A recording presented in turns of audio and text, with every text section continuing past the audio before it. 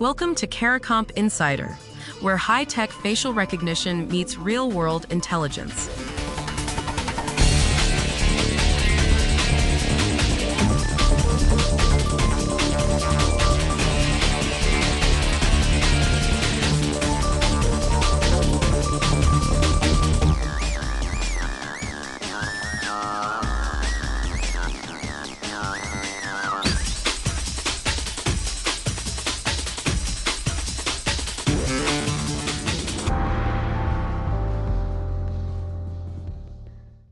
A deepfake detector scores 99.8% accuracy in the lab. Then it hits a real video, compressed, grainy, pulled from a WhatsApp chat, and it performs about as well as flipping a coin. That's not a hypothetical. That's what the research actually shows. If you've ever received a video from someone and wondered whether it was real, this matters to you. If you've ever relied on facial recognition to build a case or verify an identity, this matters even more. According to Deloitte, fraud powered by generative AI could cost $40 billion a year in the US by 2027. And the tools we're counting on to catch that fraud? They've been tested almost entirely on clean, perfect images that look nothing like real evidence.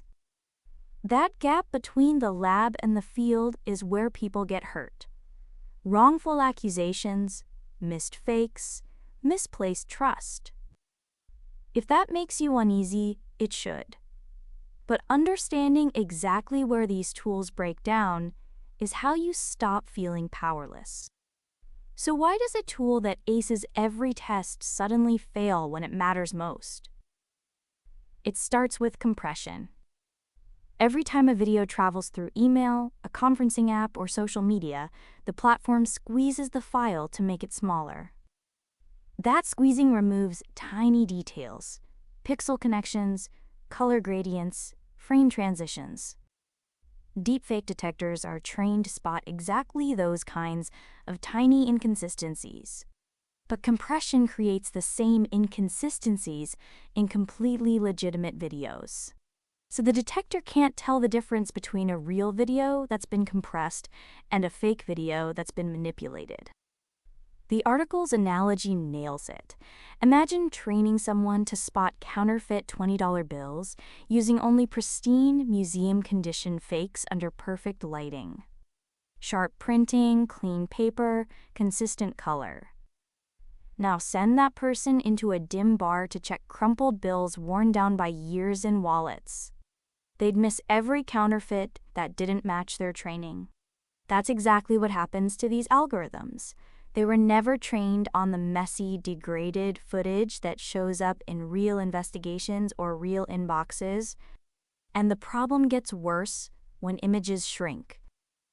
According to peer-reviewed research, once an image drops below 500 pixels, detection rates collapse to between 44 and 52%. That's barely better than guessing. And 60% of deepfakes in the study fell into that low-resolution category. Many AI generators produce images at fixed sizes, 256 by 256 pixels, for example. Then social media platforms compress them further. By the time you see that image, the subtle artifacts a detector needs are gone. For an analyst running a case, that means the evidence they're checking may have already been stripped of the clues the tool needs.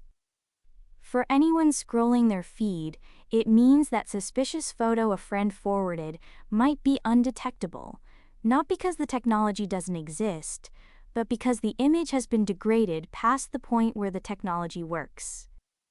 Now, this isn't only a deepfake problem. Facial comparison tools, the ones used at airports, border crossings, and in criminal investigations, hit the same wall. According to researchers at Carnegie Mellon's Psi Lab Biometrics Center, once someone's head turns past about 30 degrees from center, confidence scores drop by 30 to 40%. 30 degrees isn't dramatic. You might not even notice it in a photo. But for the algorithm, it's not a minor adjustment. It's a completely different category of result. Yet the benchmarks these tools are scored on use frontal-facing, well-lit, high-resolution portraits. That's not what a parking lot security camera captures. It's not what a doorbell cam records at night. So why do those 99% accuracy numbers keep showing up? Because they're real under specific conditions. NIST benchmarks are rigorous and valuable for tracking progress in the field. But they test controlled, high-resolution imagery with consistent lighting and minimal compression. Vendors publish those numbers because they come from credible institutions, and they look impressive. Most buyers never think to ask what happens after the image gets compressed, resized, or captured at a bad angle. NIST itself acknowledges that due to the uniqueness of each deployment environment, operational results may differ from benchmark results. A tool might perform beautifully at an airport e-gate and fail completely on a rainy street or inside a crowded stadium. One more finding that stopped me. When researchers compared human examiners against AI classifiers, they found something surprising about disagreements. In 80 to 89% of cases where humans and algorithms disagreed, the human was right and the algorithm was wrong. Experienced examiners caught fakes the tools missed, picking up on things like anatomical oddities, lighting that didn't match the scene, or objects that just didn't make physical sense. Algorithms struggle with those semantic cues. But humans can't process thousands of images an hour. Each side fails where the other succeeds. That tension is where the real work of detection lives. The most dangerous thing in this space isn't a bad algorithm. It's a good score earned under conditions that don't match reality. A 99% benchmark number isn't a lie. But treating it as a guarantee on your evidence, that's where trust becomes risk.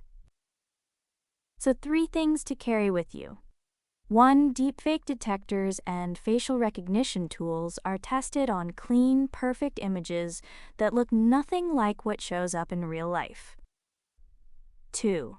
Compression, low resolution, and even a slight head turn can cut accuracy in half or worse. 3.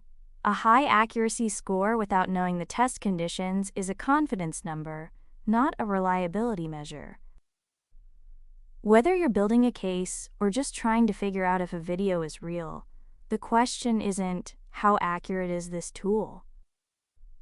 It's, how accurate is this tool on footage that looks like mine? Full breakdowns in the show notes. Now you know something most people in this industry don't. Use it. And when you're ready to put it to work, caracomp.com. We'll see you tomorrow.